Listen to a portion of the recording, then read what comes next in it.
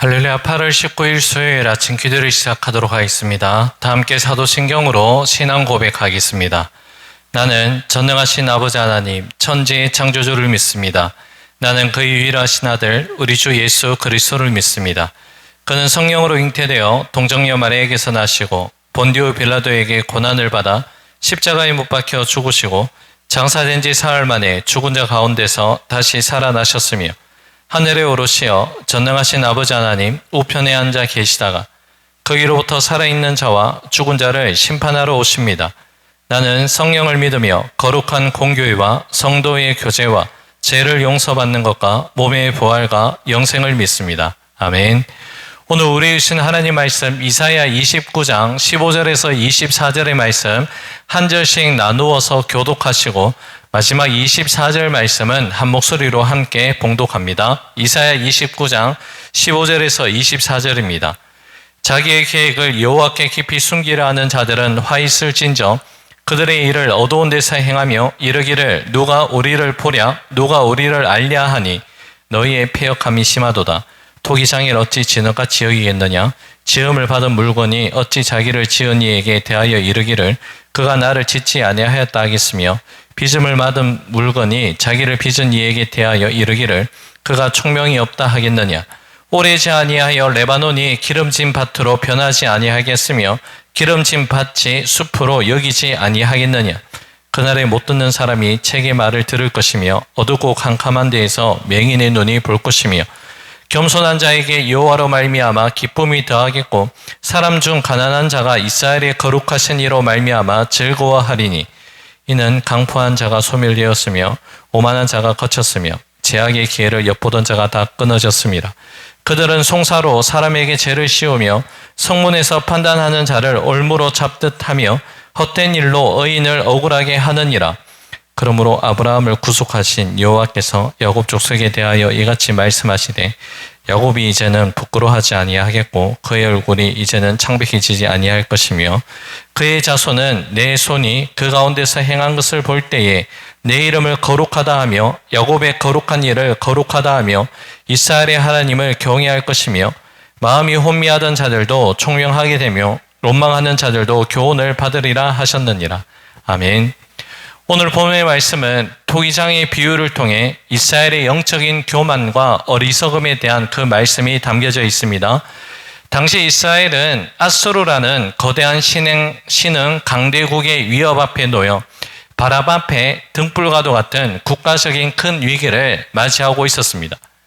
이 벼랑 끝과 같은 상황 속에서 하나님의 백성이 마땅히 취해야 할 태도는 만군의 하나님 앞에 납작 엎드려 하나님의 도우심과 하나님의 긍휼을 구하는 것이었습니다. 하지만 그들은 철저히 하나님을 배제한 채 자신들만의 은밀한 계획을 세워나갑니다. 그 계획은 바로 신앙의 원수와도 같았던 강대국 애국과 비밀리에 군사 동맹을 맺어 눈앞의 위기를 모면하려고 하는 인간적인 꼼수였습니다. 본문 15절입니다. 자기의 계획을 여호와께 깊이 숨기려 하는 자들은 화 있을진저 그들의 일을 어두운 데서 행하며 이르기를 누가 우리를 보랴 누가 우리를 알랴 하니. 자, 15절 말씀에서 이스라엘 백성들의 영적인 상태를 어떻게 표현하고 있습니까? 자기의 계획을 하나님께 숨기려 하는 자들이라 그렇게 말씀합니다. 여러분, 만약 하나님 앞에 영적으로 떳떳하고 신앙 양심에 아무런 끄리낌이 없다면 자신들의 품은 계획과 비전을 하나님께 숨길 이유가 단 하나도 없을 것입니다. 오히려 가장 먼저 지성소로 나아가 하나님께 이 모든 일들을 하나하나 다 아뢰고 선하신 하나님의 인도하심을 구하는 것이 바로 하나님의 백성으로서 마땅한 본분일 것입니다. 그럼에도 불구하고 이스라엘 백성들은 스스로 자신들의 계획을 어두운 곳으로 가져가 감추려 하였다. 이 모습은 무엇을 이야기하는 걸까요? 그들이 준비하고 도모하는 일이 하나님 보시기에 결코 정직하지 못하며 악하다는 것을 스스로 행동으로 인정하는 모습입니다. 그러나 여러분, 우리가 반드시 기억해야 되는 사실이 있습니다. 전지전능하신 하나님 앞에서 연약한 인간이 숨길 수 있는 것은 이 세상에 아무것도 없다는 그 사실입니다. 우리 예수님께서도 숨은 것이 장차 드러나지 아니할 것이 없고 감추인 것이 장차 알려지고 나타나지 않을 것이 없다라고 분명하게 말씀하십니다. 하나님 몰래 애국과 손을 잡으려 했던 이스라엘 향해 하나님은 다음과 같이 말씀하십니다. 16절입니다. 너희의 패역함이 심하도다. 토기장이를 어찌 진흙같이 여기겠느냐? 지음을 받은 물건이 어찌 자기를 지은 이에게 대하여 이르기를 그가 나를 짓지 아니하였다 하겠으며 빚음을 받은 물건이 자기를 빚은 이에게 대하여 이르기를 그가 총명이 없다 하겠느냐.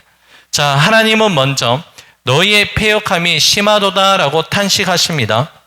여러분, 지음을 받은 보잘것없는 진흙덩이가 어찌 자기 자신을 아름답게 빚어낸 위대한 토기장이를 향해 나를 짓지 않았습니다. 총명이 없습니다. 라고 감히 어떻게 이렇게 조롱할 수 있겠습니까? 아무리 인간의 처세술이 뛰어나고 전략이 철저하게 숨겨진다 할지라도 불꽃 같은 눈동자로 세상의 모든 이면을 감찰하시는 살아계신 하나님 앞에서는 그 누구도 자신의 실체를 숨길 수 없습니다. 우리는 이러한 영적인 현실을 인정하고 기억하며 하나님 앞에서 우리의 몸과 마음 그리고 우리의 모든 생각과 계획을 언제나 진실하고 바르게 세워나가야만 합니다. 이렇듯 하나님의 마음을 아프게 한 이스라엘 백성들이지만 본문 22절 말씀으로 그 이하의 말씀을 보면 하나님께서 반전의 역사를 또한 펼쳐나가시는데요. 비록 이스라엘 백성들이 자신들의 불순종과 제약으로 인해 이방 나라들에게 짓밟히고 뼈아픈 수치를 당하게 되겠지만 결국에 하나님께서는 친히 이스라엘 백성들을 회복시켜 주실 것이라는 놀라운 약속의 말씀을 전하십니다.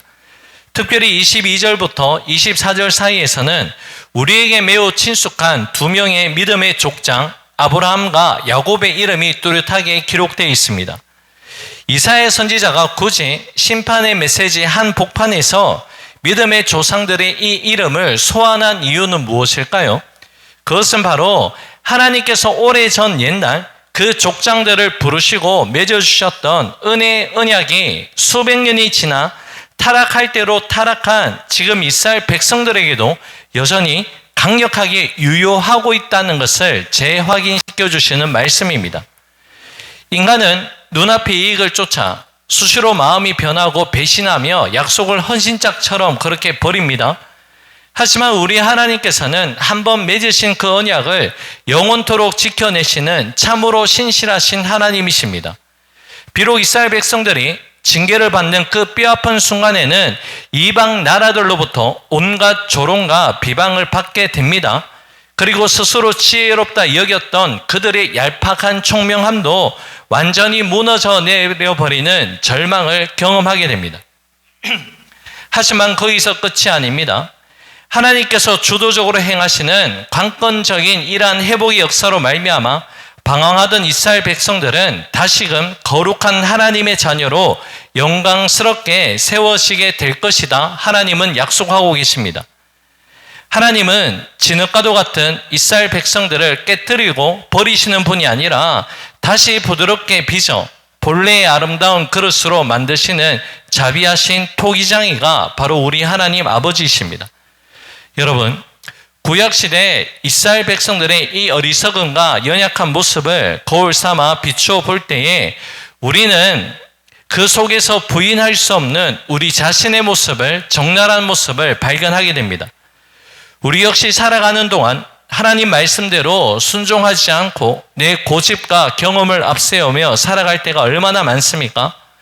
삶의 위기가 닥치면 엎드려 기도하기보다는 세상의 인맥이나 재물, 인간적인 방법을 먼저 의지하며 그것을 하나님 몰래 어둠 속에 숨겨두려 애쓰곤 합니다.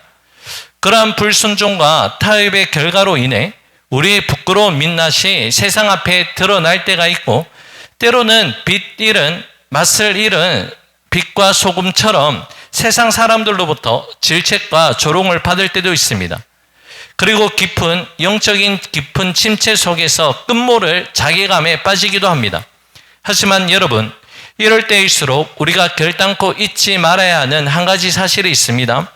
바로 하나님께서는 이처럼 무너지고 상한 우리의 모습조차도 긍휼과 자비의 눈빛으로 바라보시며 반드시 우리를 회복시켜 주실 것이라는 굳건한 인내와 소망의 마음을 우리 주님께서 하나님께서 품고 계신다는 것입니다.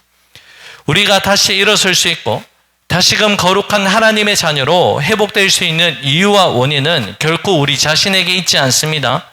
내게 어떤 의로움이나 자격 혹은 상황을 반절시킬 뛰어난 능력이 있어서가 아니라는 것이죠.